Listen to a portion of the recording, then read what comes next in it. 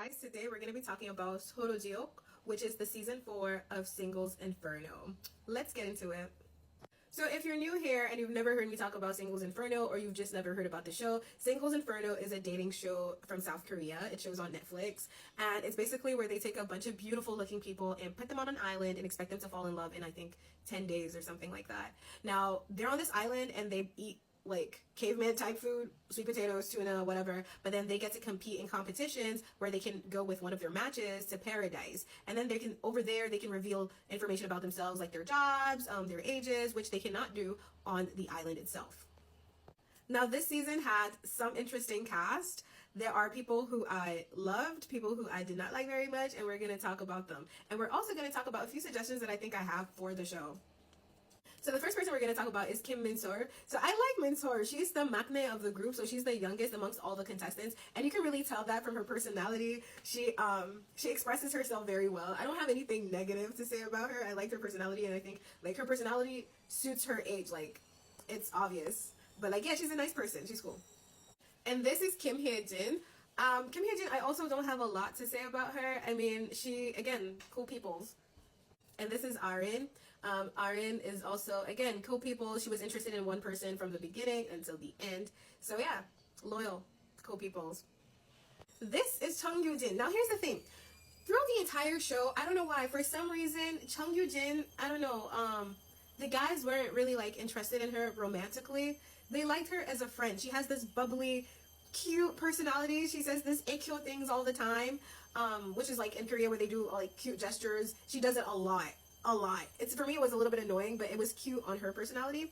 And I don't know, for some reason I think the guys just took that like as maybe being over or something. They just saw her as a friend, and I felt really bad that like she didn't, throughout her entire stay, she didn't really connect with anyone like that. Everyone she was interested in was either interested in someone else already, or they had the potential to be interested in her, but then later on someone else would just pique their interest more. So yeah, it was a very I think weird journey for her. This is Bae Ji-yeon. See, in my opinion, she was the most attractive contestant on the show. Why she didn't have more guys around her or going for her, I don't know. Because she's stunning. She is stunning. Like, in my opinion, like, all the girls were beautiful. All of them. Every single one of them. But she just had features that were so unique and so pretty. I really liked her. But then she ended up pairing or having a thing with a guy called Taehwan that I'm going to talk about later. And honestly, I don't like that for her. I don't like that for her. Taehwan, like, he's so weird. And again, I'll tell you why that is later on. And she knows that too. And I don't know why she just kept going on with him. It was strange. You deserve better. Okay, now this is Xian. Xian is basically the hot cake of this show, of this season. This season should have been renamed Xian's Inferno, because literally almost every guy there was interested in Xian. And don't get me wrong, again, Xian is gorgeous, but I couldn't understand the pull. I couldn't understand the charm. Like, again, beautiful girl, but again, all the girls are beautiful. You know, there wasn't really anything about her to me. Again, personal opinion here, don't come for me. There wasn't really anything about her to me that made it seem like, that would make me understand, oh, that's why everyone is running after her. She had like 3 guys, you know, competing for her interest. And that's interesting because she's also a bit of an indecisive person. So whenever one person would show her affection, her mind or her feelings would slowly lean towards that person more. And then when someone else showed her affection, it would lean. So again, very indecisive person. And I think that's because there were so many guys interested in her. But I didn't like that about her personality. I think that if you like someone, if you truly like someone, you shouldn't be that indecisive, regardless of how many people like you. But then I'm not on Singles Inferno, and 4 people aren't chasing after me, so I don't know. This is Hayden. Hayden came in as the game changer. All the men, when she came in, all the men were captivated by her energy. But, personal opinion here, I didn't like it. I don't like people who do too much. And it felt like she came in with the mindset that I'm going to do a lot, and all eyes are going to be on me. And I didn't like that. And she gave off this, you know, again, I think that's just her personality because she looks like someone like that. But I like her personality with mine doesn't. I don't like people who do too much. I don't like people who express yourself, but like don't do it in such a way where it's like you want to grab people's attention. I don't know if I'm explaining this right. I'm not. But yeah, I didn't like that. And then I think towards the show, her energy started to die down because she realized that the guys there or the guys that she was interested in, they were interested in other people more. And I think she was disappointed in the fact that she couldn't pull them. And she is a very confident girl, overly confident, if I would say. And I think she expected, like, you know, being who she was, when I come in this jump, I'm going to shake everybody up. And I'm going to get who I want, when I want. But then when she realized that that wasn't going to be the case, you can literally see her energy die down. And again, that's again why I didn't really like her personality, because you came in with a wrong motivation, if that makes sense. And so that's why you are in this mood right now. So yeah, Hayden, I'm not your biggest fan, but I'm pretty sure someone is.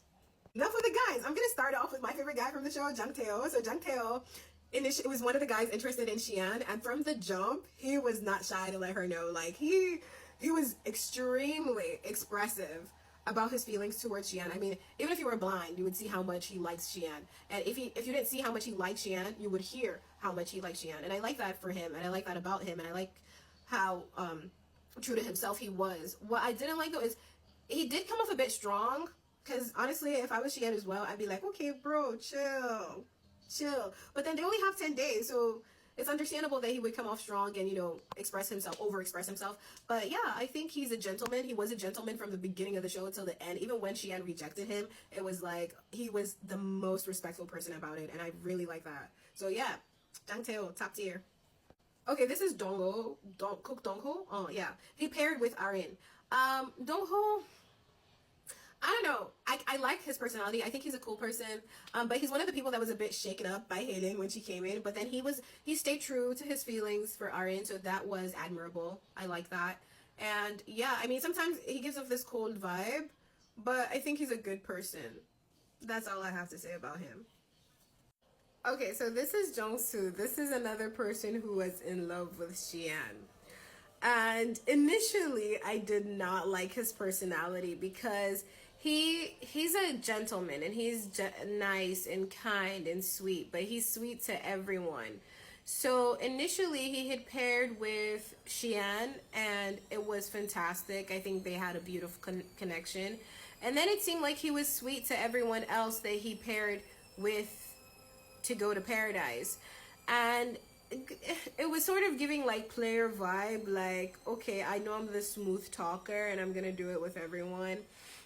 And so Xian initially as well did not take his feelings seriously, because it seemed like, okay, he was really sweet to me, but it seems like he's like that with everyone, to everyone, so I don't think it's particular to me.